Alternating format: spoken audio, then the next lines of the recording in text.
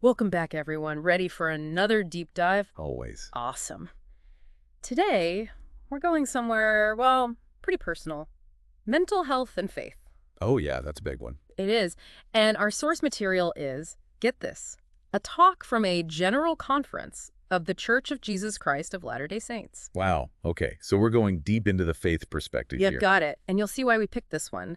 The speaker, he really gets personal, like really personal about mental illness. I'm intrigued already. Not just general stuff, but within his own family, too. Okay, so it's like a first-hand account. Exactly. And he starts right off the bat with this question, and it just grabbed me. He's like, could mental illness, be part of that desolating sickness from the scriptures?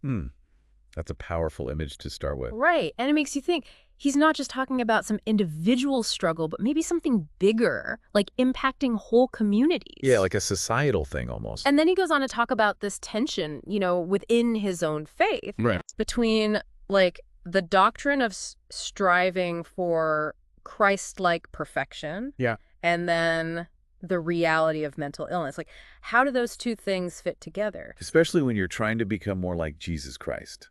Developing all those amazing attributes.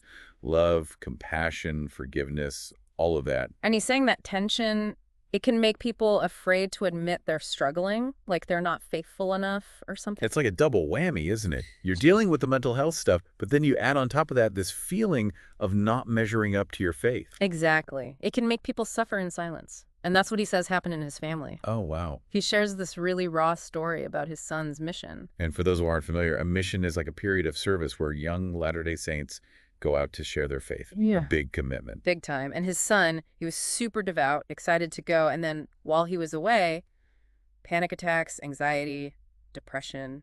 It's tough being away from home in a new environment like that. And it got so bad he had to come home early. That must have been so hard for him and for the family.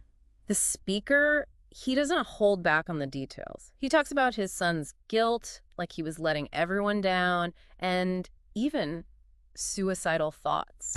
Can't even imagine. It breaks your heart, honestly. You can just hear the worry in his voice. Just the rawness of sharing that story. It helps people realize this can happen to anyone. Doesn't matter how devout you are. Right.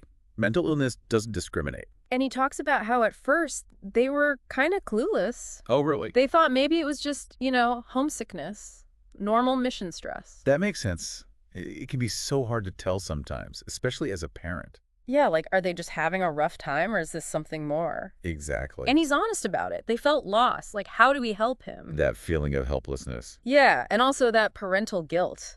Like, should we have seen this coming? Which is so common, I think, for parents in that situation. But he makes this point later, and it stuck with me. He's like, seeking professional help, that's not weakness. It's wisdom. It takes a lot of strength to admit you need help. Right. But back to his son.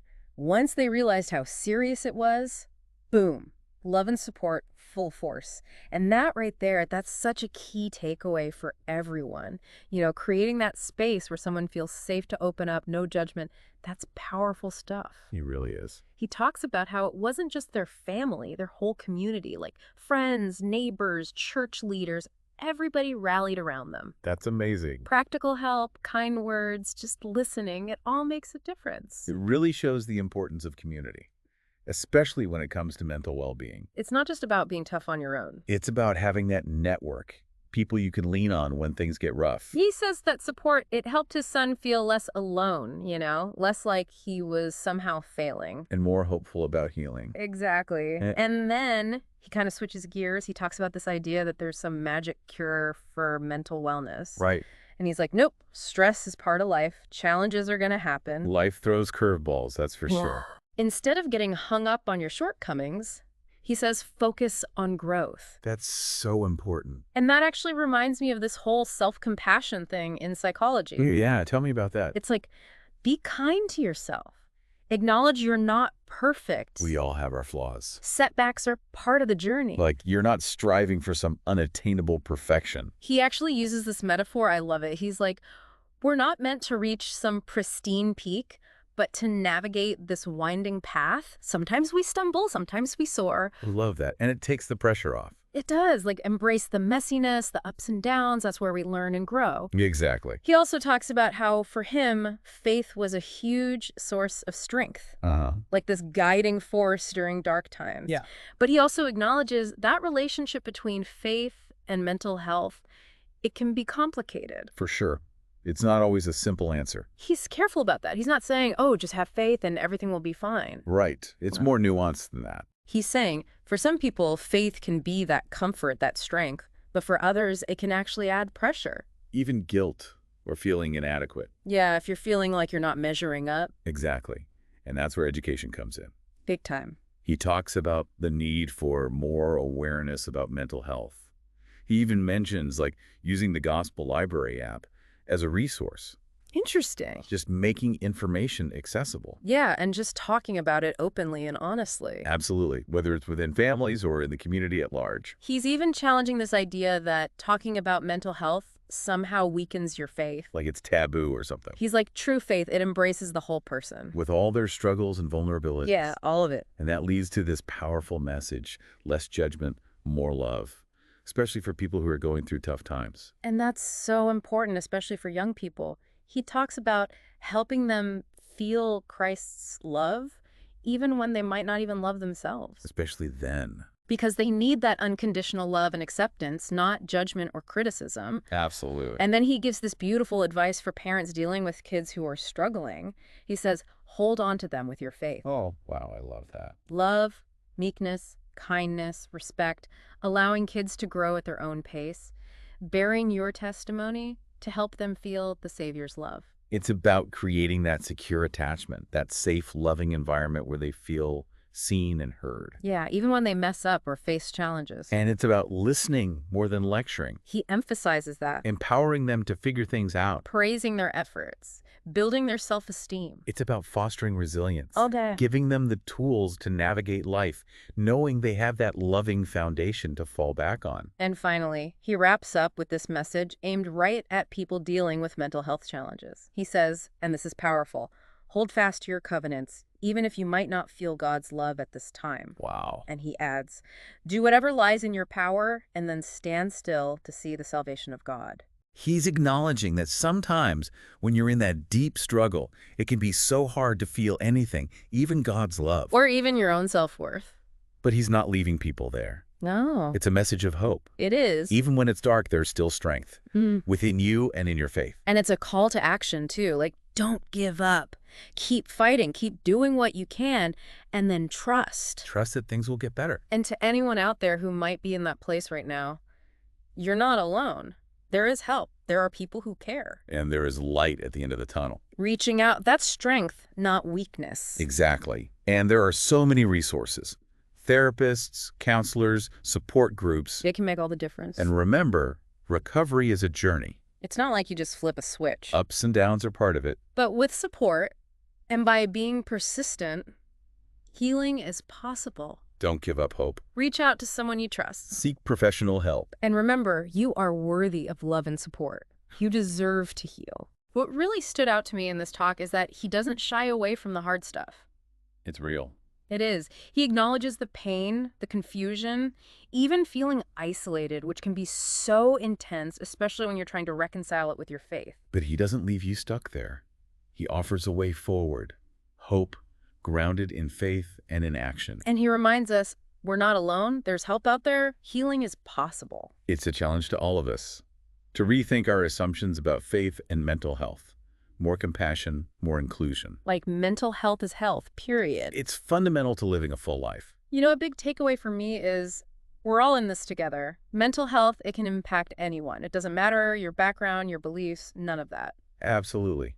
And we all have a role to play in creating a more supportive and compassionate world for anyone who's struggling. Sharing our own stories, listening without judgment, advocating for awareness and understanding. Every act of kindness makes a difference. And that thing he said about holding on with your faith, that's not just for parents and kids. For all of us. Reach out to those who are hurting, offer a hand, never give up hope. Because even in the darkest times, there's always light inside us and in our connections with each other. It's powerful stuff. It is. And this whole idea of holding on with faith, it made me think about something he said earlier, seeking professional help. He was really adamant about it not being a sign of weakness. Almost like it's an act of faith in itself. Right, you're taking care of yourself mentally and spiritually. And it got me thinking, we tend to separate these things, faith over here, mental health over there. What if we looked at it more holistically? Like you can't give what you don't have. You got to take care of your own well-being so you can show up for yourself, your loved ones, and even your faith. So, bringing it back to our listener, if you're feeling drained, overwhelmed, or like you're just going through the motions, Hmm, seeking help might be that missing piece that lets you connect with your faith more deeply. makes sense. And on the other hand, if you're supporting someone who's struggling, professional help, it's not a substitute for faith. They can actually complement each other. It's about recognizing we're complex. We have needs on all these different levels. It's not one or the other. It's about finding that balance that supports your spiritual and mental well-being. I like that. This deep dive has been so powerful. It really has. And honestly, I feel like we've just scratched the surface. There's so much more to explore. I hope our listeners feel encouraged to keep digging into this topic in their own lives and communities. Before we go, I want to leave you with something to think about. Those people in your life, maybe they're hurting silently. What's one small act of kindness you can offer them today? Doesn't have to be anything huge. A text, a listening ear, a prayer, just letting them know you're there. You don't have all the answers. You don't have to be a therapist. Just be present, be kind, be that love and support. Thanks for joining us. Until next time, take care of yourselves and each other. It's powerful stuff. And this whole idea of holding on with faith, it made me think about something he said earlier, seeking professional help. He was really adamant about it not being a sign of weakness. Almost like it's an act of faith in itself. Right. You're taking care of yourself mentally and spiritually. And it got me thinking, we tend to separate these things, faith over here, mental health over there. What if we looked at it more holistically? Like you can't give what you don't have. You got to take care of your own well-being so you can show up for yourself, your loved ones, and even your faith. So bringing it back to our listener, if you're feeling drained, overwhelmed, or like you're just going through the motions, seeking help might be that missing piece that lets you connect with your faith more deeply. Makes sense. And on the other hand, if you're supporting someone who's struggling, professional help, it's not a substitute for faith. They can actually complement each other. It's about recognizing we're complex. We have needs on all these different levels. It's not one or the other. It's about finding that balance that supports your spiritual and mental well-being.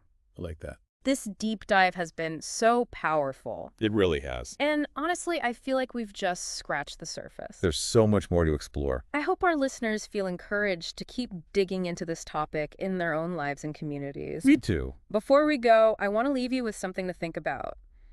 Those people in your life, maybe they're hurting silently.